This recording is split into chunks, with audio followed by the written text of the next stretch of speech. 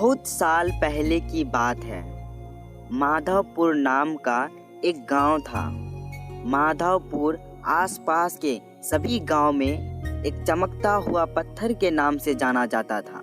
इस जादुई पत्थर की खासियत थी कि जब भी कोई नेक इंसान इस पत्थर से कुछ भी मांगता तो वह पत्थर तुरंत उसकी ये इच्छा पूरी कर देता था। माधवपुर में एक राजू नाम का एक इंसान रहता था जो बहुत ही ईमानदार और हमेशा सबकी मदद करता रहता था।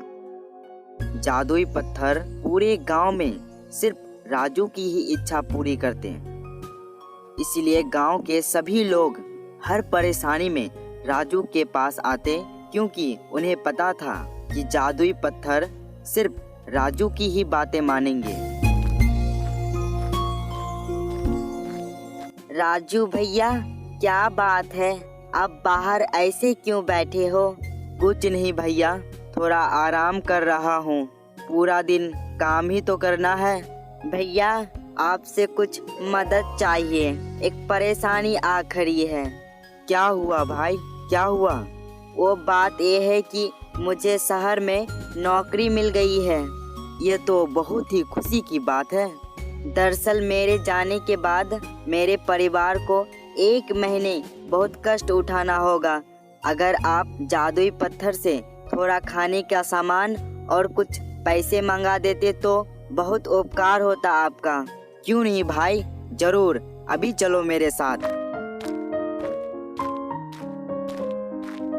ये जादुई पत्थर, मुझे ढेर सारा खाने का सामान और कुछ पैसे चाहिए। ये लो तुम्हारे परिवार के लिए सामान। भैया, आप इसमें से कुछ रख लेते तो मुझे बहुत ही अच्छा लगता।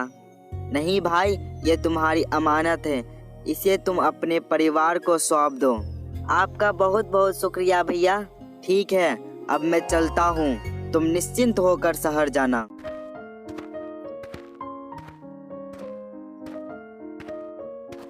अरे रामू काका, कैसे हो? क्या बताऊं बेटा, कट रही है किसी तरह जिंदगी। बताओ बेटा, कैसे आना हुआ? वैसे तो मुझे कुछ घर का सामान चाहिए, पर आप इतने उदास क्यों दिख रहे हो? बेटा, अगले महीने मेरी बेटी की शादी है, उसमें बहुत ही खर्च होने वाला है। अब मेरी आमदनी बहुत ही कम है, जिस कारण मैं थोड़ी सी परेशानी में हूँ। अच्छा, तो ये बात है। तो आप जादुई पत्थर से कुछ मदद क्यों नहीं मांग लेते? बेटा, बार बार तुम्हें परेशानी करना अच्छा तो नहीं लगता ना? अरे काका, आप मुझे अपना बेटा ही समझो और अपने बेटे से कैसे शर्माना। ठीक है काका, कल मैं आपको जादुई पत्थर के पास ले जाऊंगा। अभी फिलहाल मुझे कुछ सामान दे दीजिए। ठीक है बेटा।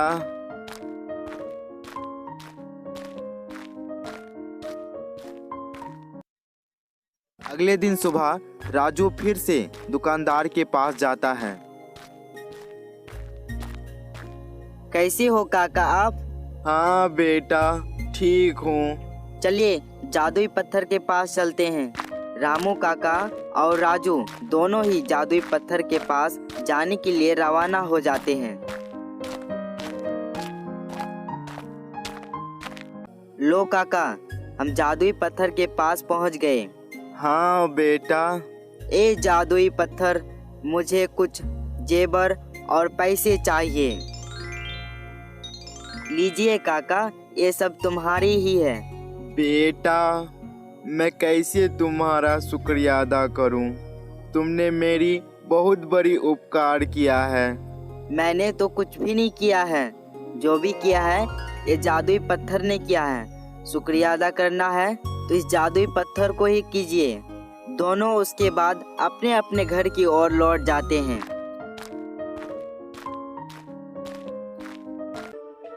ये राजू तो गांव की सभी लोगों की मदद किए जा रहे हैं। लगता है मुझे कुछ करना होगा, तभी मैं इस गांव की बर्बादी देख पाऊंगा।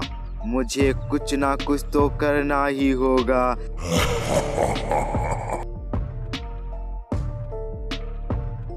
कौन है बाहर? रुको, आता हूँ। आप कौन हो काका? मैं तो एक मुसाफिर हूँ बेटा, बहुत ही थक गया हूँ। क्या मैं यहाँ थोड़ा आराम कर सकता हूँ? जरूर काका, रुकिए, मैं पानी लेकर आता हूँ। काका, ये लीजिए पानी। तुम्हारा धन्यवाद बेटा। जब मैं यहाँ आ रहा था तो कुछ लोग राजू के बारे में बातें कर रहे थे। काका, मैं ही हूँ राजू। शायद मेरे बारे में ही बातें कर रहे थे वो लोग। तब तो बहुत ही बुरा हुआ बेटा। क्यों काका? बेटा, वो कह रहे थे कि राजू बहुत ही मूर्ख इंसान है। हमेशा लोग उसे उल्लू बनाते हैं और पत्थर का सारा सामान लेते हैं।